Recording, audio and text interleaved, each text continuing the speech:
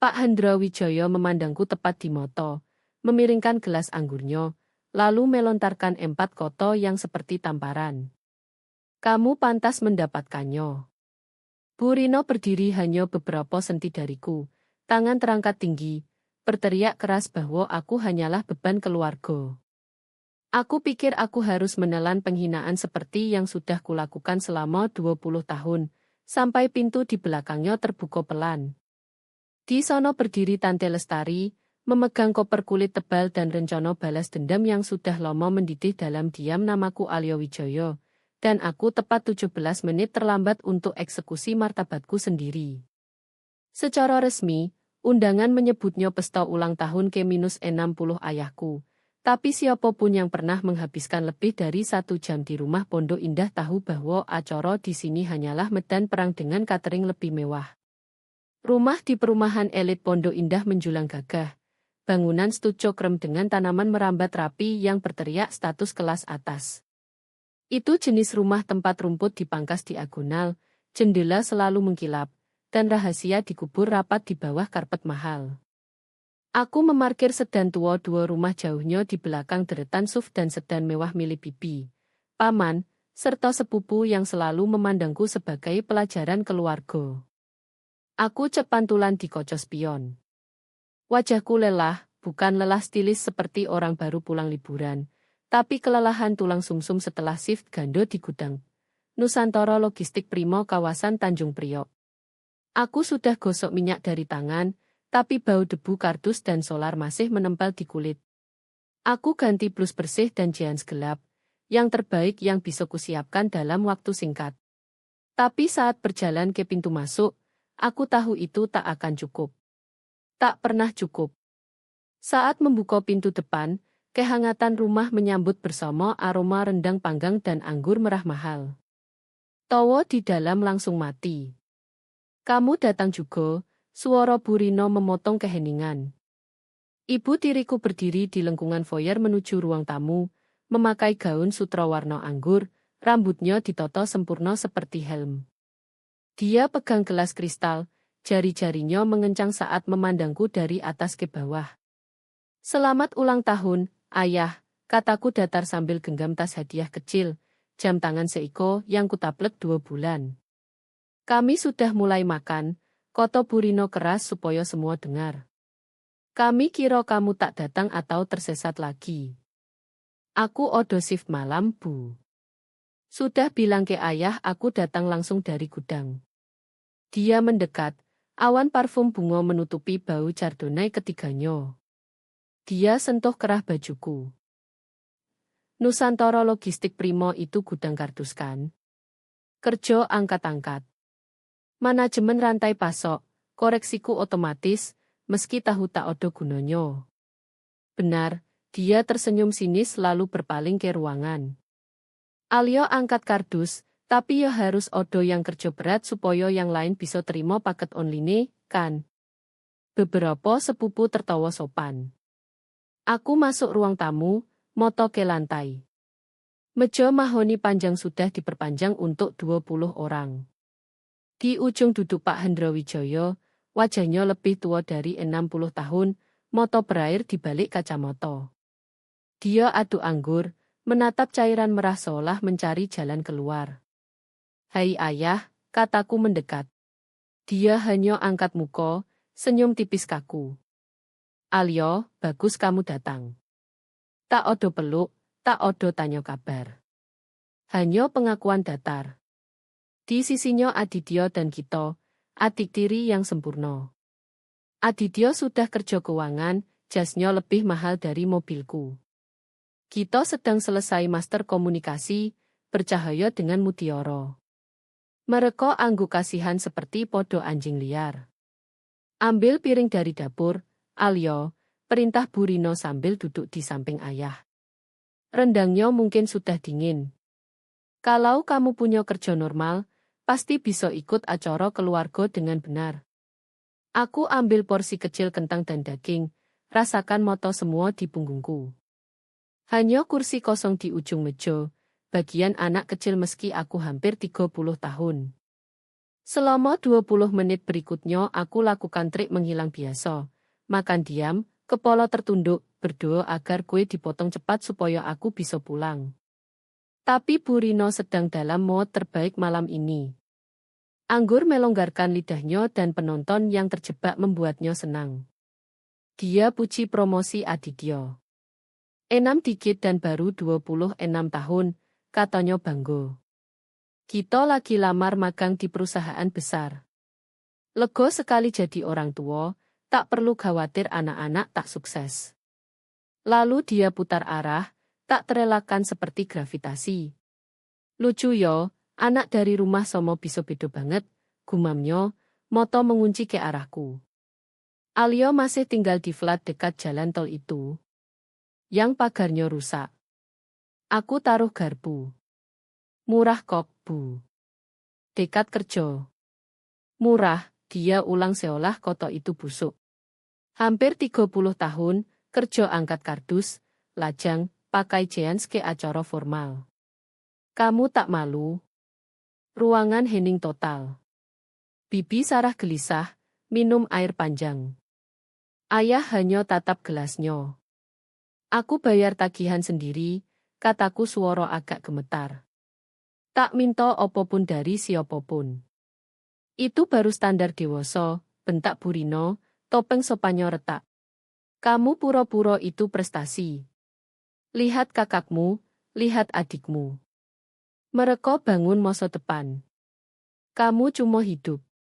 Kamu beban, Alio. Selalu beban. Bahkan kecil dulu kamu cuma isi tempat. Panas lomo naik di dodo. Ini pola lomo, dia dorong, aku serap. Aku spons penderitaannya. Cukup, Bu, kataku pelan. Ini ulang tahun ayah. Jangan bilang cukup padaku, suaranya naik jadi teriak, buat kita kaget. Sudah 15 tahun aku coba perbaiki kamu, bentuk jadi orang layak. Lihat hasilnya. Kamu persis ibumu. Lemah. Udara ruangan hilang. Semua tahu siapa ibumu. Ibu kandungku yang meninggal saat aku 12 tahun, meninggalkan lubang yang Bu Rino isi dengan beton dan dendam. Jangan bicara soal ibuku, bisikku. Kenapa tidak? Bu Rino berdiri, wajah merah. Dia lemah. Tak punya ambisi. Menyerah dan mati, tinggalkan kekacauan untuk ayahmu. Kamu persis dia. Dagu lemah, jiwa lemah. Hanya pandai seret orang lain ke bawah. Aku pandang ayahku. Dia satu-satunya yang bisa hentikan ini. Dia yang pernah cinta ibuku.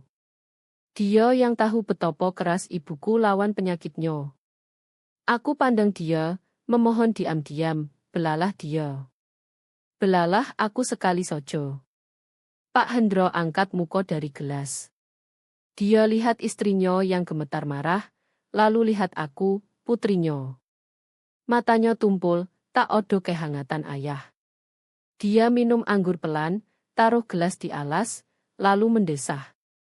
Kamu pantas mendapatkannya, katanya. 3 kata, 12 huruf. Lebih keras dari pukulan. Bukan kata baru. Aku sudah dengar saat 14 tahun Bu Rino hukum, aku sebulan karena pecah piring yang tak kuhancurkan.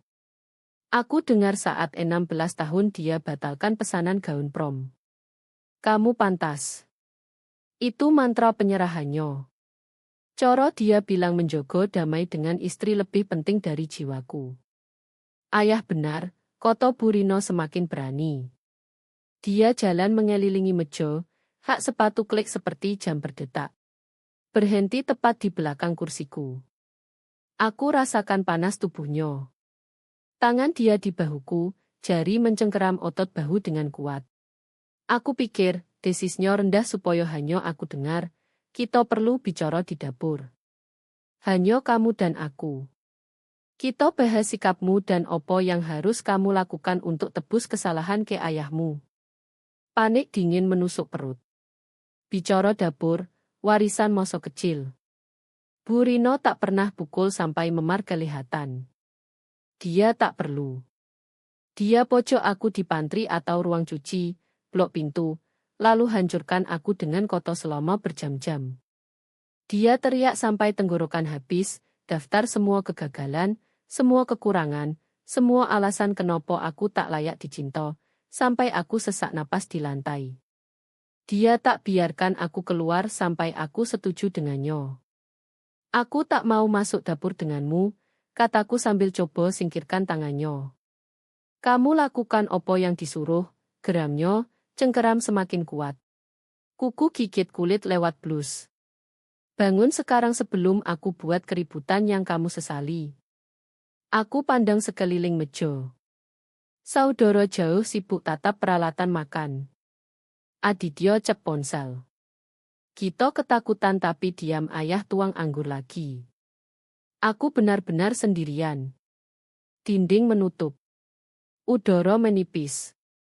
Aku kembali 11 tahun, ketakutan dan kecil. Lalu bel pintu berbunyi.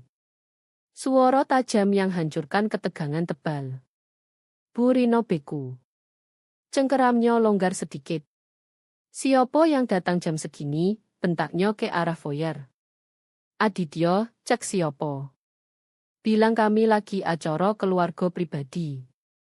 Aditya mulai dorong kursi, tapi tak sempat. Aku bisa masuk sendiri, suara memanggil dari lorong. Suara yang tak kudengar langsung selama 3 tahun, tapi aku kenal di manapun. Suara bojo dibungkus beludru. Suara satu-satunya orang yang pernah bilang aku berharga. Langkah kaki di kayu keras, langkah berat sengaja. Lalu dia odo di sono. Tante Lestari berdiri di ambang ruang tamu. Dia pakai mantel wol abu-abu panjang seperti baju besi. Rambutnya yang dulu hitam seperti ibuku sekarang beruban, diikat sanggul ketat. Tapi matanya somo, tajam, cerdas, dan kini memboro api dingin yang bisa bekukan neraka. Dia tak pandang tamu. Tak pandang ayah. Pandangannya menyapu ruangan lalu mendarat tepat di tangan Bu Rino, yang masih mencengkeram bahuku. Tante Lestari, kata Bu Rino, suaranya goyah pertama kali malam ini. Dia tarik tangan seolah sentuh kompor panas. Kami tak menunggu kedatanganmu. Kamu tak diundang. Aku perhatikan, kata Tante Lestari tenang. Dia masuk penuh ke cahaya. Saat itu aku lihat di tangan kanannya, koper kulit coklat tua yang sudah usang. Aku kenal koper itu. Dulu dipakai saat dia masih paralegal sebelum pensiun rawat suami. Koper yang dibawa saat bantu ibuku urus surat-surat. Tante Lestari jalan ke meja, moto mengunci mataku. Tak odo sapaan lembut. Tak odo kasihan. Dia seperti prajurit tiba di garis depan. Halo Alyo, katanya. Tante Lestari, aku hembuskan napas. Dia alihkan pandang ke ayahku yang sudah pucat. Dia angkat koper berat itu dan letakkan di meja mahoni bersih dengan bunyi berat menggema seperti palu hakim. Bunyi itu mengguncang sendok garpu. Aku tatap kulit usang, kancing kuningan pudar, dan dingin menjalar punggungku. Aku pernah berdoa minta pertolongan. Yo. Tapi melihat wajah Tante Lestari dan Bobot mematikan koper itu, aku sadar dia tak datang untuk damai. Dia tak datang nego atau minta perlakuan lebih baik. Dia datang untuk bakar rumah ini habis. Getaran koper Tante Lestari di meja mahoni membuat getar naik ke lenganku. Sesaat aku bukan lagi 30 tahun di rumah mewah Pondok Indah. Aku kembali 12 tahun, berdiri di lorong rumah lama, mendengar hidupku retak jadi pecahan. Ingatan itu aneh. Orang bilang nikmati masa kecil sebagai zaman kemasan, tapi ingatanku ranjau. Aku melangkah hati-hati, tapi selalu odo yang meledak. Semua mulai dari keheningan setelah ibu meninggal. Rumah yang dulu wangi lilin vanila dan Sabtu dipenuhi lagu dangdut kini jadi makam. Ayahku Pak Hendra berhenti jadi manusia, jadi hantu di kursi goyangnya sendiri. Dia duduk dalam gelap berjam-jam, tatap dinding, lupa makan, lupa bayar tagihan, lupa punya anak perempuan yang tenggelam sama cepatnya. Saat itulah Bu Rino masuk. Dia tak datang seperti penjahat dongeng. Dia merembes seperti air di bawah pintu. Teman kenalan dari kelompok pengajian yang ayah tak pernah ikuti, tapi dia terima makanan dari dia. Awalnya dia mukjizat. Bawa rendang. Buka tirai. Cuci baju yang numpuk 3 minggu. Dia pandang aku dengan mata lebar penuh simpati dan bilang aku prajurit kecil yang berani. Aku akan sayang kamu seperti anak sendiri, bisiknya suatu sore sambil mengepang rambutku. Kita perbaiki rumah ini. Kita bahagia lagi. Aku 12 tahun. Lapar akan ibu. Jadi aku telan umpan, tali, dan pancingnya. Perubahan begitu halus sampai aku tak sadar air sudah mendidih. Mulai dari kritik membangun. Bu Rino senyum kaku dan bilang, sayang, jangan duduk begitu. Kelihatan gemuk di pinggang. Atau dia buka lemari, klik lidah. Ini sebab anak lain tak mau duduk dekatmu. Pakaianmu teriak, tak odo yang peduli. Kita donasikan sojo. Aku lakukan ini karena mau kamu lebih baik. Selalu demi kebaikanku. Itu perisainya. Saat aku 13 tahun, rumah sudah mengkilap. Makan malam tepat jam 6, dan aku berjalan di kulit telur yang tipis seperti debu. Kekerasan tak pernah fisik. Bu Rino terlalu pintar. Dia tahu memar hilang, tapi koto-koto menggerogoti. Dia senjatai hal biasa. Kalau lupa sapu pintu kamar mandi atau tinggal cangkir di meja, dia tak teriak. Teriak lebih mudah, odo gairah. Dia malah diam dia ajak aku ke dapur, tutup pintu. Aku takut suara kunci klik lebih dari apapun. Dia duduk aku di bangku, berdiri di atas, suara rendah stabil, bedah karakterku berjam-jam. Kamu egois sekali, Alyo, katanya mondar-mandir. Ayah kerja keras, kamu bahkan tak ingat isi mesin cuci dengan benar. Mau ayah kena serangan jantung. Itu maumu? Mau bunuh dia seperti kamu bunuh semangat ibumu? Aku menangis tentu saja. Aku sesal, mohon berhenti. Jangan air mata buaya, desisnya. Kamu manipulatif. Pikir nangis bisa lepas tanggung jawab. Kamu lubang hitam, Alyo. Hanya ambil. Awalnya ayah coba campur. Ingat suatu malam saat 14 tahun. Dia buka pintu dapur saat Bu Rino tengah ceramah soal tak tahu terima kasih karena sepatu yang dia beli. Sepatu yang tak kuminta dan tak pas. Sinto, pelan-pelan, koto ayah lelah. Dia masih anak.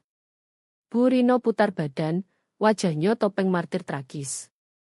Aku coba besarkan dia, Agus. Kamu sibuk berkabung tak lihat dia jadi anak nakal. Mau dia jadi gelandangan? Itu akhir anak malas. Aku satu-satunya yang peduli cukup untuk disiplin dia. Dia buat ayah merasa bersalah karena duka. Perlahan ayah mundur. Dia berhenti buka pintu dapur. Dia naikkan volume saat ceramah mulai. Titik balik saat 15 tahun. Aku ikut klub seni sekolah, ketinggalan bus, jalan kaki pulang. Datang 20 menit terlambat untuk tugas rumah. Bicara dapur malam itu 3 jam. Akhirnya aku sesak napas, meringkuk di lantai linoleum, merasa makhluk paling tak berguna di dunia. Aku merangkak keluar, temukan ayah di ruang tamu minum scotch. Ayah, aku tercekat. Tolong suruh dia berhenti. Aku tak tahan. Dia pandang aku. Tak lihat Putri. Lihat masalah. Lihat sumber keributan yang ganggu kedamaian rapuhnya. Dia minum, tatap lagi. Kamu harus dengar dia, Alyo. Dia coba bantu kamu dewasa. Kalau kamu tak provokasi, dia tak marah. Kamu pantas mendapatkannya. Itu pertama kali dia ucap. Sesuatu di dalamku pecah dan tak pernah sembuh. Saat itu aku sadar aku benar-benar sendirian. Lalu invasi. Anak Burino, Aditya dan Kito, pindah tak lama setelah ulang tahunku, yang ke-15. Mereka lebih muda dan lebih tua setahun dariku. Keduanya berambut pirang alami, atletis, percaya diri anak yang tak pernah dibilang sampah. Rumah jadi panggung perbandingan. Pintu kulkas jadi kuil prestasi mereka. Sertifikat Aditya, piala debat kita, foto mereka di kam tenis. Bagianku kosong. Bukan karena aku tak punya prestasi. Nilai bahasa Inggris lurus aku menang lomba puisi kecil, tapi saat bawa pulang, Burino pandang sekilas dan bilang, setidaknya hari ini kamu tak bikin masalah. Taruh di kamarmu, jangan berantakin meja. Aditya dan Kito tak jahat awalnya.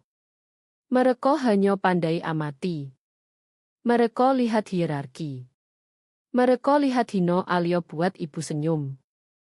Mereka lihat perlakukan aku sebagai pembantu dapat puding ekstra. Alio, ambilkan soda, kata Aditya dari sofa tanpa lihat. Ambil sendiri, gumamku. Bu, teriak Aditya. Burino masuk dan aku kembali ke dapur dengar betopo aku iri podo saudara dan betopo iri buruk kelihatan. Sepanjang penyiksaan lambat ini, Tante Lestari satu-satunya tambang udara. Tapi Burino ahli potong tali. Tante datang Thanksgiving atau Natal, bawa hadiah. Aku coba lari ke dia, peluk, bisik aku tenggelam, tapi Burino selalu di antara kami seperti tembok. Oh Lestari, senang bertemu, kata Burino sambil lingkarkan lengan ke lengan Tante dan arahkan jauh dariku. Kami lagi susah dengan Alio. Dia sedang nakal, sangat labil. Lebih baik beri dia ruang tenang. Kami tak mau hadiah menghargai perilaku buruk. Aku pandang dari tangga atas saat Burino tuang racun ke telinga Tante. Dia curi uang dari tasku, bohong Burino suara pelan prihatin. Dia bohong segalanya. Nilainya jelek. Aku ingin teriak itu bohong. Ingin lari tunjuk rapor, tunjuk kantong kosong, tapi aku tahu aturan. Kalau buat keributan, pintu dapur tutup malamnya.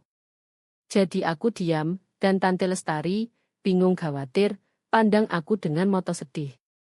Dia coba hubungi, tapi setiap telepon dicegat.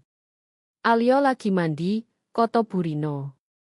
Alio lagi Alio bilang tak mau bicara sekarang. Paku terakhir peti masa kecilku saat 16 tahun. Malam Selasa. Aku bangun haus, turun ambil air. Pintu ruang kerja retak, suara keluar. Aku capek, Sinto, suara ayah lelah. Dia jalan seperti hantu. Tak bicara. Aneh. Bukan aneh, Agus. Dia berbahaya. Suara Burino tajam. Kalau kamu tak biarkan aku disiplin dia, kalau tak biarkan aku patahkan keras kepalanya, dia akan hancurkan hidupmu. Dia persis ibunya. Aku beku. Tangan di pegangan tangga. Jangan bilang begitu, gumam ayah. Tapi tak odo api. Itu kenyataan, Burino tegas. Istrimu dulu lemah. Depresi. Seret kamu ke lubang yang baru kamu keluar. Dan Alio punya pandangan somo, mentalitas korban somo. Dia mau kamu kasihan. Mau seret kamu lagi ke bawah. Aku yang selamatkan kamu, Agus. Aku yang jaga keluarga ini. Kamu harus percaya aku. Kalau aku keras padanya, itu karena aku coba hapus perempuan itu darinya sebelum terlambat. Diam panjang. Aku tahan napas, doa ayah berdiri, bilang dia cinta ibuku, cinta aku. Baiklah, ayah mendesah. Lakukan apa yang harus. Cuma jangan berisik. Kepalaku sakit. Aku merangkak naik, haus hilang. Masuk kamar, Masuk lemari, kubur diri di tumpukan mantel musim dingin. Aku punya buku catatan murah curian dari sekolah. Aku tulis di bawah senter. Tulis opo yang mereka bilang. Tulis kebenaran karena tahu kalau tak, mereka akan gasliket aku jadi monster yang mereka tuduh. Aku belajar jadi tak terlihat. Berjalan ujung kaki supaya lantai tak berderet. Wajah kosong, beri mereka tak odo pegangan. Aku jadi furnitur di rumah sendiri. Tapi furnitur tetap ditendang. Ingatan paling menghantu saat sebelum 18 tahun. Hujan deras abu-abu. Aku di ruang tamu lap figurin porselen kesukaan Burino. Pandang jendela besar, lihat mobil berhenti di gerbang. Tante Lestari turun, pegang map tebal lindungi dari hujan. Dia kelihatan penuh tekad. Tekan bel gerbang. Interkom berbunyi. Burino angkat di dapur. Aku diam di balik gorden tebal. Halo, kata Burino manis. Aku tak dengar jawaban tante, tapi lihat dia bicara semangat ke speaker, tunjuk map. Maaf Lestari, kata Burino manis. Tapi Agus dan aku sudah bahas. Pengaruhmu bikin Alio bingung sekarang. Dia butuh stabilitas. Fokus podo unit keluarga. Aku lihat tante teriak. Tunjuk map lagi. Tidak, kuroso tak perlu, kata Burino, moto menyipit lihat pantulan di microwave. Kalau tak pergi, aku harus panggil polisi karena masuk tanpa izin. Kami punya hak privasi. Jangan buat lebih sulit untuk gadis malang itu. Burino tutup telepon. Aku pandang tante berdiri di hujan. Dia pandang rumah. Pandang jendela tempat aku sembunyi. Aku ingin lambaikan tangan. Ingin pukul Koco. Ingin lari masuk mobilnya dan tak pernah kembali. Tapi aku 17 tahun, sudah dikondisikan percaya aku tak berdaya. Sudah dibilang 5 tahun aku masalah, aku beban, aku pantas diam jadi aku diam di balik gorden. Tangan tutup mulut tahan isak, pandang satu-satunya orang yang sayang aku masuk mobil dan pergi. Saat itu aku tak tahu opo di map itu. Tak tahu dia coba selamatkan aku. Aku hanya tahu saat lampu belakang hilang di kabut, cahaya terakhir di duniaku padam. Ayah masuk ruangan sebentar kemudian. Dia lihat aku di jendela. Lihat air mata yang tak sempat kuhapus. Itu tantemu, tanyanya sambil tuang minum. Aku angguk. Burino benar, katanya, membalikan badan. Lestari cuma mau bikin masalah. Dia iri opo yang kita punya. Lebih baik tanpa dia. Dia minum. Berhenti nangis, Alio. Kamu bikin keributan tak ada gunanya. Kamu sendiri yang bawa penderitaan ini. Kamu pantas mendapatkannya. Aku berhenti menangis. Keringkan mata, selesai lap figurin, masuk kamar kemas tas. Tak keluar malam itu, tapi malam itu Alio si anak meninggal, dan Alio si penyintas lahir. Dan sekarang 12 tahun kemudian, lihat map yang sama di meja makan, aku sadar Tante Lestari tak pernah menyerah. Dia hanya tunggu hujan reda. Kebebasan rasanya seperti kopi basi, asap solar, dan rasa logam mie instan murah. Bukan pembebasan glamor seperti film di mana tokoh utama nyetir convertible di pantai dengan angin di rambut. Bagiku kebebasan adalah studio 300 kaki persegi di atas laundry di pinggir kota. Lantai bergetar tiap siklus spin tinggi di bawah. Saat 18 tahun aku putus tali dengan Prestise Wijaya. Aku taruh brosur kuliah komunitas di Pulau Dapur. Untuk gelar Asosiate Manajemen Rantai Pasok. Ingat wajah Burino saat angkat. Dia pegang sudut seolah tisu bekas. Manajemen rantai pasok, ulangnya dengan bingung palsu. Itu opo? Alio nyetir truk dan angkat kardus. Kamu mau jadi tukang pindahan? Itu logistik, kataku suara stabil. Ilmu bagaimana barang dari Okep. tulang punggung ekonomi dunia. Kerja kasar, ayah dengus dari balik koran. Kerja biru, Alyo. Kotor. Kami punya pengacara di keluarga. Dokter. Tak odo pekerja gudang. Aku suka, tegasku. Aku suka keteraturannya. Aku suka masuk akal. Tentu kamu suka, Bu Rino mendesah, lempar brosur. Mudah. Cocok untukmu. Tapi jangan harap kami bayar. Kalau mau universitas benar seperti Aditya, kita bicara. Tapi aku tak tuang uang keluarga ke sekolah kejuruan supaya kamu belajar nyetir forklift. Aku bayar sendiri, kataku dan aku lakukan. Besoknya masuk kantor bantuan keuangan, tanda tangan tumpukan dokumen pinjaman yang lebih berat dari timah. Aku ambil utang sebelum punya kasur. Aku kemas baju ke kantong sampah karena Bu Rino tak izinkan pakai koper keluarga. Katanya untuk liburan, bukan kabur, lalu pindah. Cerita mulai sebelum mesin mobilku dingin di parkir apartemen baru. Lewat sepupu yang jarang bicara, aku tahu opo yang Bu Rino cerita ke orang. Dia tak bilang aku belajar logistik. Tak bilang aku kerja sendiri. Alyo kabur, katanya di acara barbecue tahunan. Dia ketemu cowok.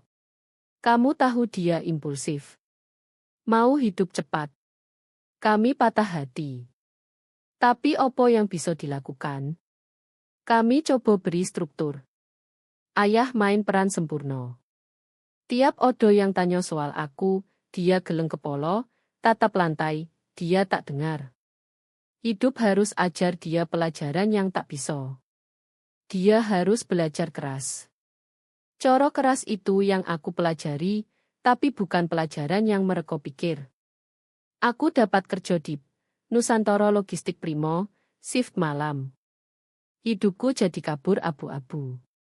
Kuliah pagi sampai siang, tidur siang sampai malam, masuk gudang jam 9 malam. Gudang gua beton dan bojo dingin permanen untuk jogo barang. Minggu pertama tubuhku jerit sakit, angkat kardus 50 kg ke palet, bungkus plastik industri, tarik palet jet di lantai beton kasar. Keras. Tangan yang dulu lembut jadi kapalan yang nyangkut baju. Punggung sakit ritme tumpul cocok detak jantung. Tapi odo kemurnian aneh memabukkan di kerja itu. Di gudang tak odo komentar pasif-agresif. Tak odo target berubah. Kalau kardus dipindah, kerja selesai. Truk terisi, sukses. Scanner hijau bagus, merah buruk. Biner. Jujur. Pertama kali aturan tak berubah hanya buat aku gagal. Ingat suatu malam 6 bulan kemudian. Jam 3 pagi. Kerja di cold storage, pakai jaket tebal, napas beruap. Susun peti seafot beku. Otot terbakar, lelah sampai gigi. Tapi saat lihat baris palet rapi siap kirim ke restoran seluruh provinsi, aku rasakan bangga. Ini aku lakukan sendiri. Tak odo bantu. Tak odo kritik. Aku bangun hidup dengan 2 tangan. Tapi dunia luar gudang tak sesederhana itu. Aku kembali ke rumah Pondok Indah sekali tahun pertama itu ambil akta kelahiran dan kartu jaminan sosial, yang tak sengaja dikunci Bu Rino di brankas. Masuk lewat pintu belakang pakai kunci lomo. Rumah wangi lavender dan pembersih mahal, kontras dengan bau kardus dan keringat di badanku. Dengar suara di ruang tamu. Bu Rino host klub buku. Kami sangat khawatir, ku dengar dia bisik dramatis. Dia drop out. Tak tahan tekanan kuliah. Sekarang kerja di gudang. Tragis, tapi aku sudah lihat. Dia tak punya bakat belajar tinggi seperti Aditya dan kita. Aku beku di lorong. Drop out. Poku 3,8. Dance list di kuliah komunitas. Kerja full time dan kuliah full time. Pasti berat buatmu, Sinto, koto tetanggo. Setelah semua yang kamu lakukan. Itu salibku, Bu Rino mendesah. Aku bisa masuk dan lempar transkrip ke meja, teriak kebenaran. Tapi saat itu, berdiri di bayang lorong dengan sepatu kerja kotor minyak, aku sadar mereka tak mau kebenaran. Kebenaran tak nyaman. Kebenaran buat mereka kelihatan buruk. Cerita Alio si gagal penting untuk cerita Burino si Santo. Kalau aku sukses, berarti perlakuan mereka salah. Kalau gagal, buktikan mereka benar anggap aku beban. Aku ambil dokumen dari meja tempat ayah tinggal dan keluar tanpa koto. Hari itu aku berhenti koreksi catatan. Potong komunikasi sampai tulang. Kirim ayah pesan Hari Royo. Selamat Hari Royo. Selamat Natal. Dia balas kadang hari kemudian. Terima kasih. Semoga odo makanan. Tak pernah tonyo kuliah. Tak pernah tanyo nilai. Saat bilang aku dipromosikan shift lead, dia balas pastikan bisa bayar sewa. Jangan minta uang kami. Dia kurangi eksistensiku jadi bertahan hidup. Selama tak kelaparan, aku tak relevan. 3 tahun pengasingan. Telepon jam 4 pagi. Bukan Bu Rino. Perawat dari rumah sakit kota. Bu Wijoyo, ayahmu Pak Hendra Wijoyo kena serangan jantung ringan.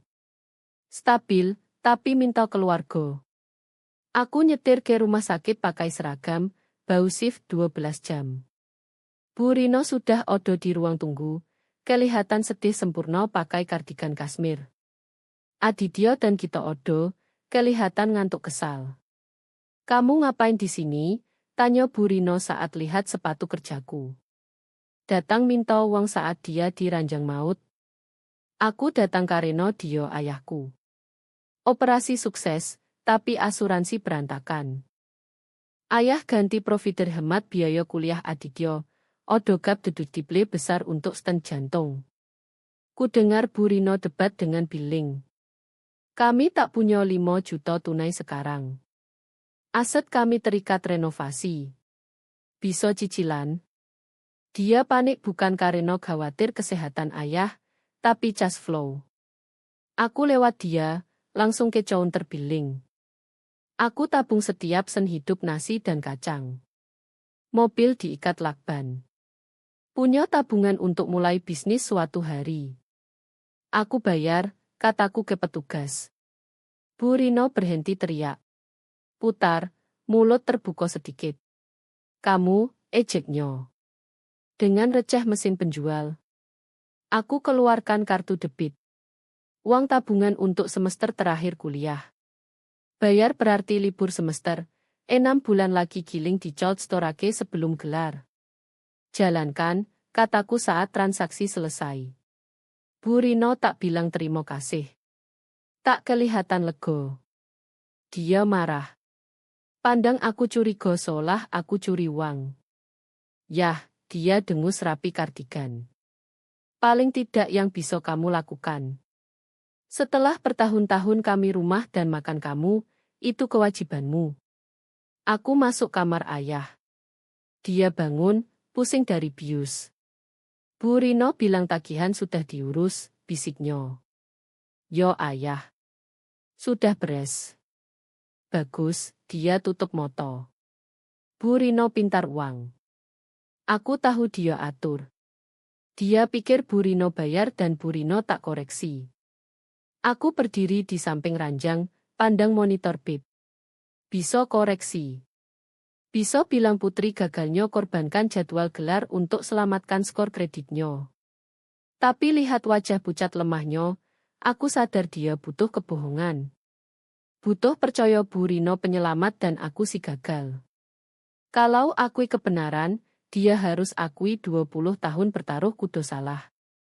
Aku keluar rumah sakit, tinggal 5 juta dan kreditku. Saat itu semen kering di moto keluarga. Potret selesai dan dibingkai. Alio Wijoyo, si drop out, pekerja gudang, yang susah bayar, yang tak capai potensi. Tapi saat nyetir kembali ke gudang selesaikan 2 jam shift terakhir, sesuatu bergeser. Aku tak sedih. Tak marah. Aku berbahaya. Mereka pikir aku di dasar. Terjebak gelap. Mereka tak paham gelap tempat aku kerja terbaik.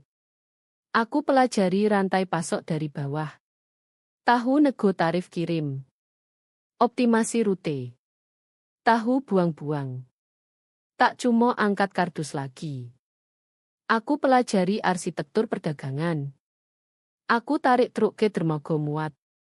Saat matahari mulai pecah ufuk, cat langit memar ungu dan oranye, aku turun, sepatu berderit kerikil. Capek. Rekening kosong. Keluarga benci, tapi aku bebas. Aku jalan ke belakang truk kirim, pegang handle pintu roll-up berat. Tarik turun dengan bunyi keras menggema seperti tembakan pagi sunyi. Aku usap keringat dengan lengan baju. Biarkan mereka pikir aku gagal, pikirku. Senyum dingin pertama kali bertahun-tahun sentuh bibir. Biarkan mereka pikir aku tak terlihat. Lebih mudah gali kubur musuh saat mereka tak tahu kamu pegang sekop. Malam Selasa November, hujan di kawasan industri terasa seperti pasir cair. Aku baru selesai shift 14 jam di Nusantara Logistik Primo. Bahu seperti ditarik beban tak terlihat, tangan bau plastik serin dan debu kardus. Berhenti di warung 24 jam Iron Skillet di pinggir rute truk. Tempat wangi lemak bacon dan asap rokok basi. Itu tempat suci. Aku duduk di bot belakang, vinil retak ditambal lakban perak, pesan kopi hitam dan pai ceri. Tatap pantulan neon di jendela gelap saat kursi depan melesak. Aku angkat muka siap bilang tak mau teman, tapi koto mati di tenggorokan. Halo Alyo, koto Tante Lestari. Dia kelihatan lebih tua. Uban menang atas hitam, garis halus di moto bicara malam tak tidur. Pakai mantel hujan pike agak basah, tangan genggam muk teh yang pasti dipesan di counter sebelum mendekat. Bagaimana Tante tahu aku di sini? Tanyaku, suara serak jarang dipakai. Kamu kirim kartu ulang tahun ayah bulan lalu, katanya tenang lembut. Kamu tulis alamat pengirim di amplop. Aku lihat di meja saat antar dokumen acara amal Burino. Aku hafal sebelum dia sapu ke sampah. Mereka buang tanpa buka, Tante konfirmasi. Tapi bukan itu sebab aku datang. Kami diam lomo. Awkward, udara tebal tahun ulang tahun terlewat dan telepon tak dibalas. Aku ingin marah dia tinggalkan aku. Tapi lihat dia sekarang, lihat tekat di rahangnya, aku sadar aku salah. Dia tak tinggalkan. Dia dikunci keluar. Aku kerja di gudang jalan ini, kataku pecah diam aku shift lihat sekarang. Tak glamor, tapi bayar sewa. Aku tahu, koto Tante. Aku pantau kamu cukup lomo. Alyo, aku tahu kamu bayar operasi jantung ayah. 5 juta tunai. Aku kaget. Bagaimana Tante tahu? Aku punya teman di Billing. Kota kecil. Dia minum teh, moto kunci mataku dengan intensitas buat aku duduk tegak. Kamu anak baik, Alyo. Lebih baik dari yang mereka pantas. Tapi kamu hidup dalam kebohongan. Atau hidup di dalam kebohongan yang mereka bangun. Dia ambil dari tas tote, keluarkan map Manila tebal. Taruh di meja lengket di antara kami. Kelihatan biasa sojo. Tapi cara dia pegang seperti pistol berisi peluru. Ini opo, tanyaku. Ibumu bukan miskin, Tante mulai, suara turun jadi bisik konspirasi. Dia pintar. Punya warisan dari kakekmu, investasikan. Saat sakit, dia buat dana warisan tak bisa dicabut untukmu. Aku cowali bersama ayahmu. Aku tatap map. Dana warisan ayah bilang ibu tinggal tagihan medis. Ayah bohong, Tante bilang datar. Dana dibuat dengan pokok 250 juta. Dimatangkan saat kamu 21. Khusus pendidikan atau mulai bisnis. Aku cowali bersama ayahmu. 250 juta. Angko itu bergema di kepala. Aku ingat malam makan kerupuk untuk makan. Utang kuliah yang tenggelamkan. 5 juta yang kukeruk untuk operasi ayah. Kalau ododono, bisikku, tangan mulai gemetar. Mono wangnya. Itu bagian rumit, koto tante. Dia buka map, sebarkan fotokopi laporan ban. 6 bulan setelah ibumu meninggal, Bu Rino dan ayah ajukan petisi ke pengadilan waris. Klaim kesulitan keuangan karena utang medis. Klaim demi kepentinganmu, dono perlu dipindah ke rekening keluarga lebih cair untuk jamin rumah dan perawatanmu. Dia tunjuk baris di laporan 10 tahun lalu. Hakim izinkan karena aku tak odo kontes. Saat itu aku sendiri di rumah sakit urus stroke suamiku. Saat pulih, transfer selesai. Uang dipindah. Jadi hilang. Aku mual. Bukan hilang, tante koreksi. Dihabiskan, tapi secara hukum masih air market untukmu. Setiap rupiah harus dibenarkan untukmu. Dia ketuk kertas lagi. Lihat penarikan ini. 12 Agustus 7 tahun lalu. 12 juta. Memo perawatan rumah. Aku tak ingat dapat 12 juta, kataku. Tidak, tapi minggu itu ayah beli Ford baru. Dia geser jari. 5 September 5 tahun lalu, 18 juta. Memo biaya pendidikan. Aku di kuliah komunitas. Semester 2 juta. Persis. Tapi bulan itu Aditya mulai sekolah persiapan swasta di kota. Dan di sini dia tunjuk penarikan besar 40 juta 2 tahun lalu. Memo perawatan rumah untuk penerima. Itu saat Bu Rino renovasi dapur dan tambah sunroom. Aku sandar di vinil retak. Napas terhenti. Mereka tak cuma abaikan aku. Tak cuma usir aku.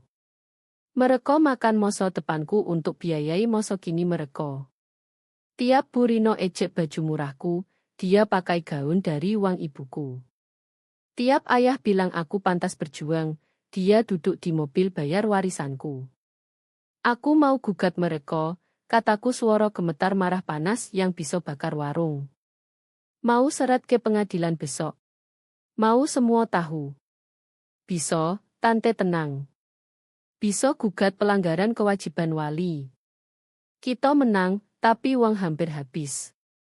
Alyo, kita dapat putusan, tapi ayah bangkrut. Bu Rino sembunyikan aset. Kamu dapat kertas bilang kamu benar. Dan mereka main korban. Bilang keluarga kamu hancurkan ayah sakit demi uang.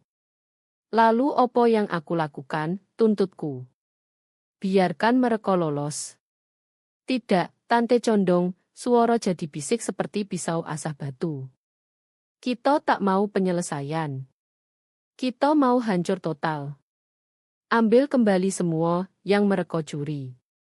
Tinggalkan mereka dengan kebohongan sojo. Dia dorong tumpukan kertas kedua. Bukan laporan ban. Cetakan email, screenshot posting Facebook Bu Rino, salinan kwitansi. Aku kumpulkan bertahun-tahun, koto tante. Setiap kali Bu Rino pamer liburan hari sama penarikan. Email ayah akui pakai dono bayar utang judi. Odo jejak, tapi untuk lengkap, jebak mereka benar, kita butuh waktu. Butuh mereka merasa aman. Opo usul tante? Kita main permainan panjang, koto tante. Kamu tetap di gudang. Biarkan mereka pikir kamu gagal. Biarkan mereka percaya kamu miskin karena selama mereka pikir kamu tak berdaya, mereka ceroboh. Mereka terus ambil sisa dono, masih odo 40 juta untuk gaya hidup mereka. Dan sementara itu, kamu bangun sesuatu nyoto. Bangun opo? Perusahaan logistik, koto tante. Aku riset. Kamu hebat kerja. Alyo, kamu jalankan lantai gudang lebih baik dari orang Bo. Kamu paham rantai pasok. Tahu margin. Dia geser cek ke meja. Cek kasir 50 juta. Ini tabungan pensiunku, kata tante. Semua yang kumiliki. Aku investasikan bukan hadiah, sebagai mitra. Aku lihat cek lalu dia. Tante, aku tak bisa ambil ini. Kamu tak akan rugikan, katanya tegas. Karena kamu anak ibumu dan karena kamu marah. Marah bahan bakar fantastis. Alyo, kalau kamu masukkan ke mesin bukan bakar diri sendiri. Malam itu di bawah lampu neon berkedip warung, kami draft rencana bisnis. Tak diserbat. Di belakang blok legal yang tante bawa. Rencana sederhana tapi kejam. Aku tetap kerja di Nusantara Logistik Primo Jogo penyamaran dan koneksi. Malam dan akhir pekan bangun. Samudra Nusantara Logistik. Target klien yang raksasa abaikan, hotel butik, rantai restoran sedang. Venue pernikahan butuh kirim tepat tapi terlalu kecil untuk perusahaan besar. Aku ajar sisi hukum, koto tante catat dengan tulisan rapi. Kontrak, tanggung jawab, struktur perusahaan cangkang supaya namamu tak langsung kelihatan di catatan publik. Kita daftar lodge di provinsi tetangga. Aku agen terdaftar. Dan keluarga. Kamu beri makan binatang, koto tante. Telepon ayah. Minta bantuan tahu dia tolak. Biarkan Bu Rino lihat sepatu ausmu. Biarkan mereka sombong. Tiap mereka hino kamu catat. Tambah ke file. 3 tahun berikutnya aku lakukan persis itu. Aku jadi hantu di hidupku sendiri. Siang Alyo pekerja gudang, nyetir forklift dan keringat basahi baju. Malam cow perusahaan bayangan. Aku pelajari bocor kontrak pasok kompleks sampai moto kabur. Pelajari biaya bahan bakar, broker bea cukai, logistik last mile. Ketemu tante sekali seminggu, tak pernah tempat somo 2 kali. Kami duduk di mobilnya atau belakang perpustakaan, tukar dokumen. Dia bangun dosier lebih tebal dari buku telepon. Lihat ini, dia tunjuk suatu malam, beri print Instagram Bu Rino. Foto Bu Rino dan ayah di resor Bali pegang minuman tropis. Caption rayakan berkah hidup. Syukur atas kelimpahan kami. Tanggal 4 Februari. Tante catat. Penarikan dono 2 Februari, 4 juta. Memo terapi medis penerima. Dia sebut Margarito terapi medis, kataku, dingin keras di perut mengencang. Teknisnya dia klaim scouting pusat rehabilitasi untukmu, tante kering. Di Bali. Kami tak tertawa. Tak lucu. Itu bahan bakar. Aku mulai dapat kontrak.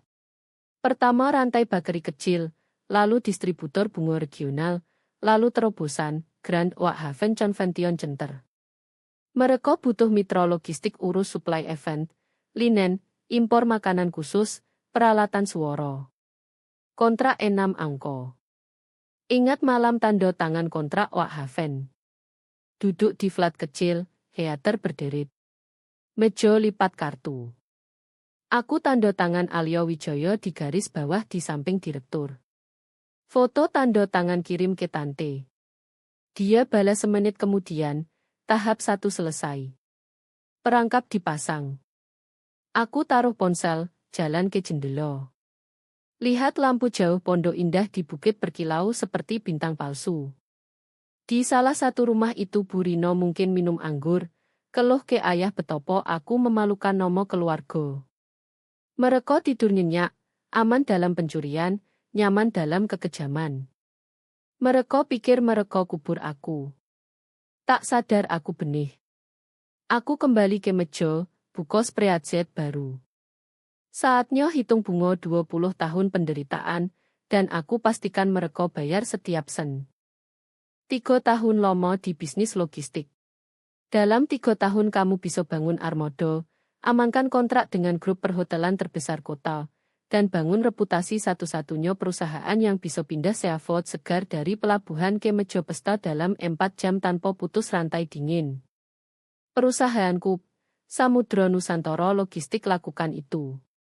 Kami, alur berlanjut dengan konfrontasi di pesta besar di Ballroom Hotel, reveal perusahaan saat tagihan catering diumumkan gratis karena mitra strategis, Bu Rinosyo, Tante Lestari masuk dengan koper bukti, konfrontasi di ruang kerja, rekaman pengakuan Bu Rino, tuntutan hukum penggelapan warisan, kesepakatan restitusi 412 juta plus rumah jadi milik dana warisan, ayah tinggal sebagai penyewa tapi Bu Rino usir, Aditya kita bayar cicil biaya kuliah, ayah mulai terapi. Epilog Yayasan Elizabeth. Proyek bantu perempuan korban kontrol keuangan keluarga. Alia nyetir truknya dengan banggo dan tak pernah pandang belakang lagi.